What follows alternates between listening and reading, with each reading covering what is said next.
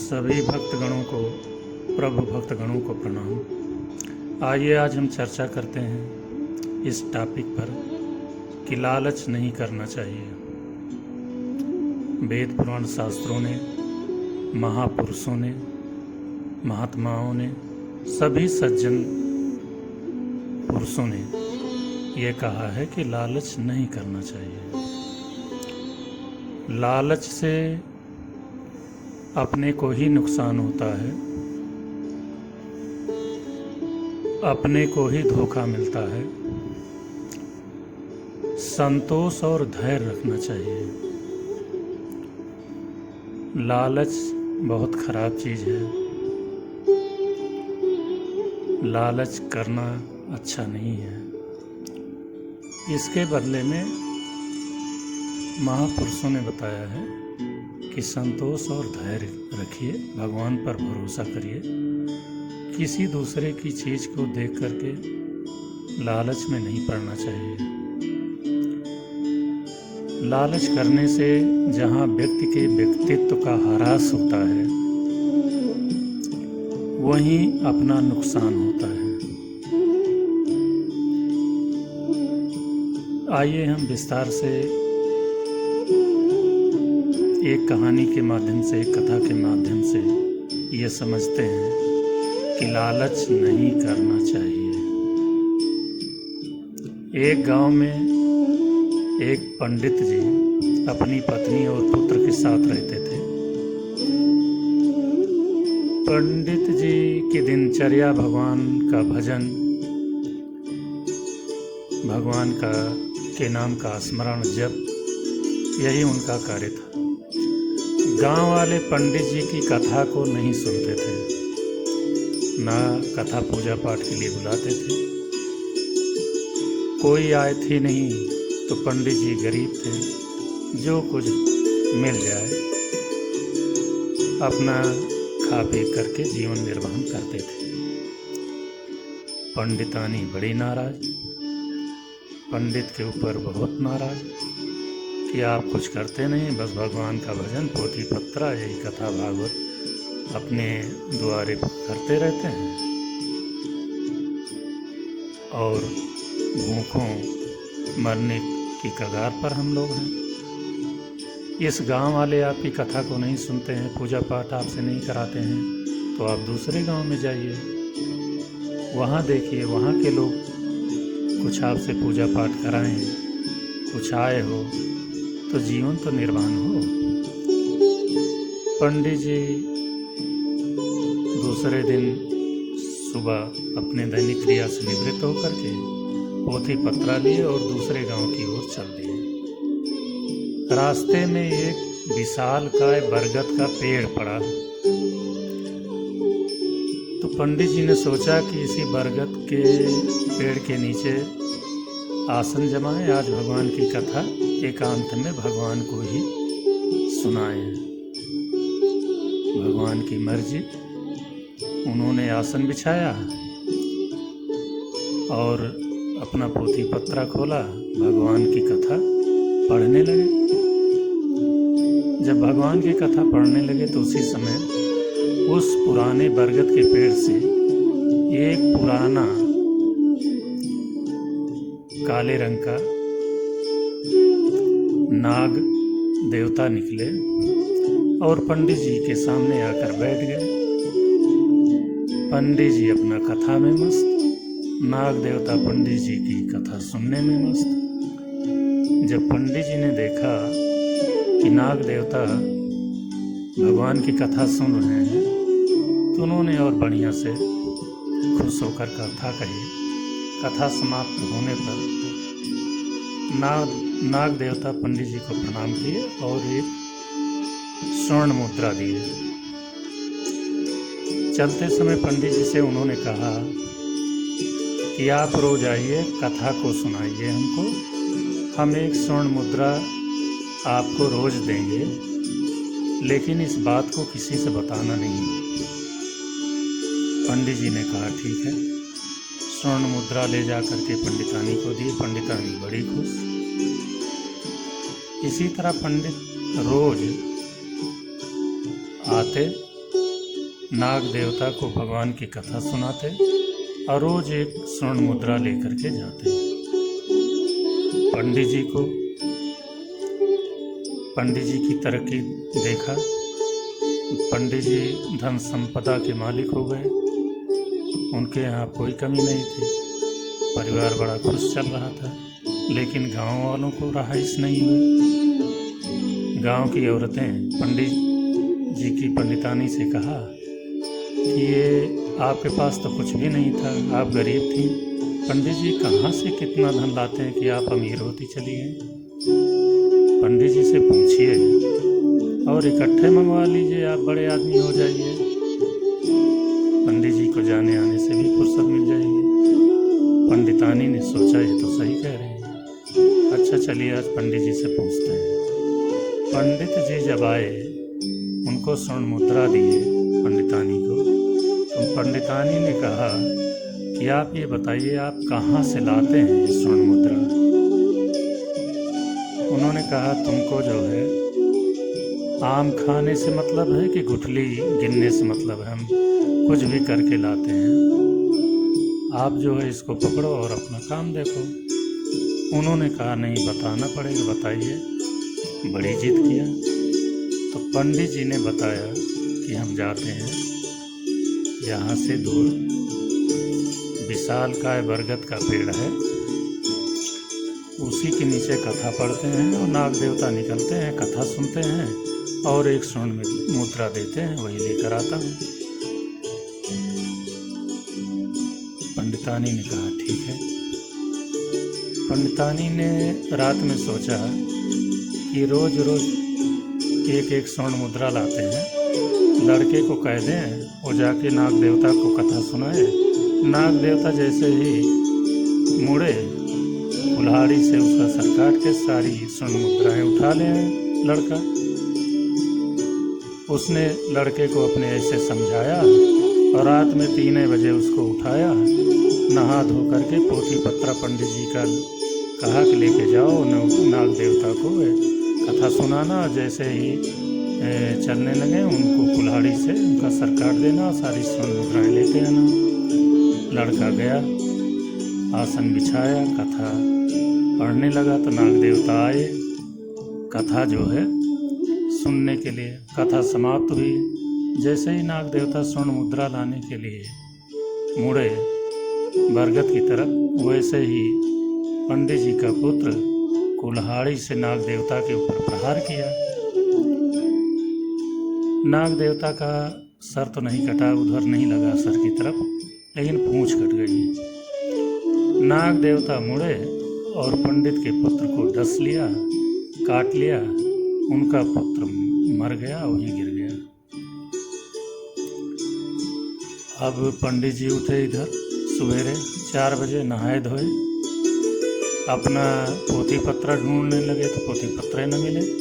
पंडितानी से पूछा तो पंडितानी ने कहा आज लड़के को भेजे हैं तो वहाँ कथा सुनाने के लिए नाग देवता को। आवाज़ सारी स्वर्ण मुद्राएं लाएगा और नाग देवता को अपना निपटा भी देगा, मार भी देगा लड़का। पंडित जी के होश उड़ गए। उन्होंने कहा तुमने ये क्या किया? तुमने लालच में लड़के को भेजा और वो शक्ति हैं, नाग देवता देवता हैं, उनको मारने का तुमने सोच लिया। तुमने अपना बिगाड़ लिया, अपना ही सर्वनाश कर लिया। पंडित जी दौड़ते हुए गए, बरगद के पेड़ के नीचे देखा तो लड़का मरा हुआ पड़ा था। नाग देवता वहीं बैठे।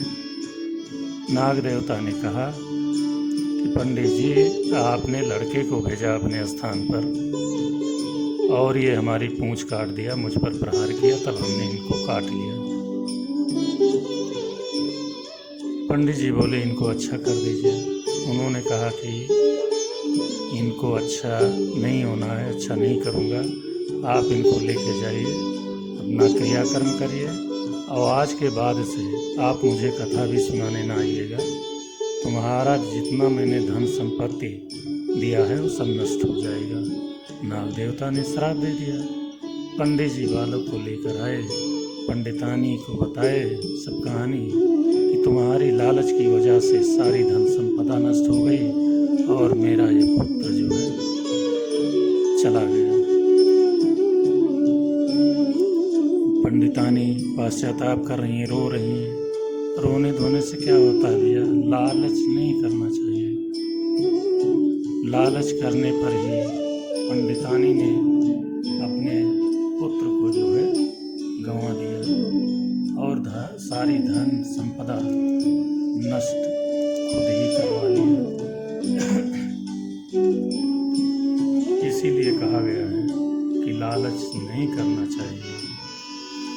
किसी कवि ने एक दोहा लिखा है कि रूखा सूखा खाई के ठंडा पानी पीऊ, देख पराई चौपड़ी मत ललचाओ जीव। जो कुछ भगवान ने दिया है प्रेम से रूखा सूखा जो कुछ भी मिला है प्रभु ने दिया है, उसको आप खाइए, ठंडा पानी पीजिए। किसी की चुपड़ी घी चुपड़ी रोटी को देखकर ललचाना नहीं चाहिए, नहीं तो आपकी लालच बढ़ेगा, उसको चुराएंगे, पकड़े जाएंगे, खुद ही का नुकसान होगा। इसलिए किसी की चीज को देख करके लालच नहीं करना चाहिए। रामचरितमानस में नवधा भक्ति में 8वीं भक्ति इसी की बताई गई है कि 8 जथा लाभ संतोषा, सपनहु नहीं देखई पर दोषा। भगवान ने सबरी को नवधा भक्ति में 8वीं भक्ति यही बताया कि जो कुछ भगवान ने दिया है उसी में संतोष करना चाहिए, किसी के दोष को नहीं देखना चाहिए, किसी के बहकावे में नहीं आना चाहिए, संतोष रखना चाहिए, भगवान पर भरोसा रखना चाहिए, धैर्य रखना चाहिए। यदि ऐसा मनुष्य करता है, यदि ऐसा जीव करता है कि कोई लालच न करे, भगवान पर भरोसा करे और भगवान को शुक्रिया अदा करे कि जो कुछ भी आपने दिया है बहुत कुछ दिया है, ऐ मेरे मालिक, किसी को तो ये भी नहीं नसीब हुआ है। आप ऊपर वाले को अपने से ऊपर वाले को न देखिए, जरा नीचे वाले को देखिए। आप तो बहुत कुछ पाए हैं, आप भगवान का शुक्रिया अदा करिए और ये कहिए कि आप बहुत कुछ दिए हैं, आप ही का दिया हुआ सब कुछ है, हमको संतोष और धैर्य है। आइए हम इसी से संबंधित एक भजन गाते हैं और भगवान को शुक्रिया अदा करते हैं कि मुझे तुमने मालिक बहुत कुछ दिया है, तेरा शुक्रिया है, तेरा शुक्रिया है। मुझे तुमने मालिक बहुत कुछ दिया है, तेरा शुक्रिया है, तेरा शुक्रिया है।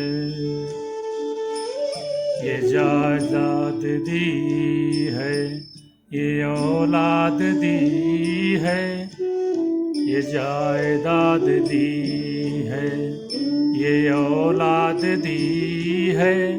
मुसीबत में हर वक्त इबादत दी है, तेरा ही दिया हमने खाया पिया है, तेरा शुक्रिया है, तेरा शुक्रिया है। मुझे तुमने मालिक बहुत कुछ दिया है, तेरा शुक्रिया है, तेरा शुक्रिया है। मेरा ही नहीं तू सभी का है दाता, मेरा ही नहीं तू सभी का है दाता, सभी को सभी कुछ है देता दिलाता। मेरा ही नहीं तू सभी का है दाता, सभी को सभी कुछ है देता दिलाता। जो खाली का दामन, जो खाली था दामन भगवन तूने भर दिया है, जो खाली था दामन तूने भर दिया है, तेरा शुक्रिया है, तेरा शुक्रिया है।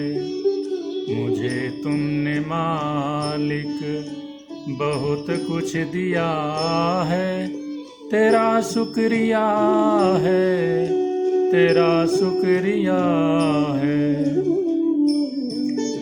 तेरी बंदगी से मैं बंदा हूँ ठाकुर, तेरी बंदगी से मैं बंदा हूँ ठाकुर, तेरी करम से मैं जिंदा हूँ ठाकुर। तेरी बंदगी से मैं बंदा हूँ ठाकुर, तेरी करम से मैं जिंदा हूँ ठाकुर। तूने ही जीने के काबिल किया है, तेरा शुक्रिया है, तेरा शुक्रिया है। मुझे तुमने मालिक बहुत कुछ दिया है, तेरा शुक्रिया है, तेरा शुक्रिया है। मेरा भूल जाना तेरा ना भुलाना, मेरा भूल जाना तेरा ना भुलाना, प्रभु रहमतों का तेरी कहाँ है ठिकाना। मेरा भूल जाना तेरा ना भुलाना, प्रभु रहमतों का तेरी कहाँ है ठिकाना। तेरी इस मोहब्बत ने पागल किया है, तेरा शुक्रिया है, तेरा शुक्रिया है। मुझे तुमने मालिक बहुत कुछ दिया है, तेरा शुक्रिया है भगवन, तेरा शुक्रिया है। मुझे तुमने मालिक बहुत कुछ दिया है, तेरा शुक्रिया है भगवन, तेरा शुक्रिया है, तेरा शुक्रिया है भगवन, तेरा शुक्रिया है, तेरा शुक्रिया है भगवन, तेरा शुक्रिया है। इसलिए जो भी आपके इष्ट देवता हों, जो भी आपके भगवान जिनको आप मानते हों, उनको शुक्रिया अदा करें। वे हर प्रकार से आपकी रक्षा करेंगे। लालच ना करें, संतोष करें, संतोष रखें, धैर्य रखें। बोलो श्री सत्यनारायण स्वामी की जय, बोलो विष्णु भगवान की जय, बोलो श्री रामचंद्र भगवान की जय, बोलो श्री कृष्ण भगवान की जय। हर हर महादेव की जय।